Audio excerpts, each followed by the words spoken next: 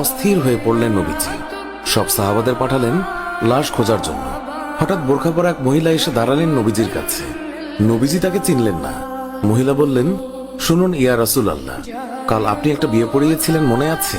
নবীজি বললেন, হ্যাঁ, আমি তো হানজালার বিয়ে পড়িয়েছি, যার বিয়ের খুশিতে আমি খুরমা খেজুর ছিটিয়েছিলাম। মহিলা বললেন, ইয়া রাসূল আল্লাহ, আমার হাতটা দেখেন, হাতের মেহেদি এখনো শুকায়নি। কাল বিকেলে বিয়ে হয়েছিল, আর রাতে উহুদের যুদ্ধের জন্য বের হয়ে যান হানজালা। ওনার উপর গোসল ফরজ হয়েছিল, কিন্তু উনি গোসল করে বের হতে পারেনি।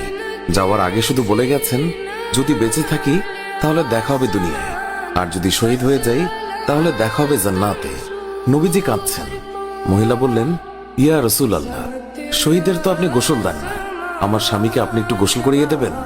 নবীজি সম্মতি প্রকাশ করার পর একজন সাহাবী দৌড়ে এসে বলল, ইয়া রাসূল আল্লাহ, হানজালাকে পাওয়া গেছে। সবাই গেলেন, গিয়ে দেখলেন সাদা কাফনের ভিতরে লাশের মাথায় পানি। নবীজি হানজালার মাথায় হাত দিলেন। জিবরাইল আলাইহিস সালাম আসলেন নবীর কাছে, এসে বললেন, ইয়া রাসূল আল্লাহ, হানজালার কোরবানিতে আল্লাহ পাক এতটাই খুশি হয়েছে যে আমার বাহিনীকে আদেশ করলেন তাকে নিয়ে আসতে। ইয়া রাসূল আল্লাহ, আমরা ফেরেশতারা তাকে তৃতীয় আসমানে নিয়ে জমজমের পানি দিয়ে গোসল করিয়েছি, এবং তার শরীর থেকে যে সুগন্ধ পাচ্ছেন এটা আল্লাহ পাকের বিশেষ খুশবু, মেশক আম্বর আতরের ঘ্রাণ। আমরাই ওনাকে কাফনের কাপড়ে আচ্ছাদিত করেছি। আল্লাহ তার প্রিয় মানুষকে কি পরিমাণ ভালোবাসেন, কি পরিমাণ সম্মানিত করেন, তা আমাদের পক্ষে কল্পনা করাও সম্ভব নয়। শহীদগণকে গোসলবিহীন দাফন করা হয়, কারণ কিয়ামতের ওই কঠিন দিন যখন মহান আল্লাহ রাব্বুল আলামিন বিচারের জন্য বসে যাবেন, তখন এই সাহাবায়ে কেরাম আল্লাহর সামনে দাঁড়িয়ে যাবে।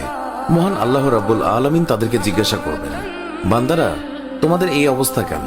তারা তখন বলবে, রাব্বুল আলামিন, আপনি তো জানেন আমরা আপনার ওই সকল বান্দা যারা আপনার বিরুদ্ধে যে সকল কাফের মুশরিক কথা বলে তাদেরকে হত্যা করতে গিয়ে শহীদ হয়ে গিয়েছিলাম।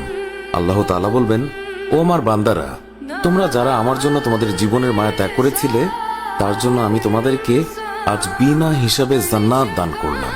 সুবহানাল্লাহ।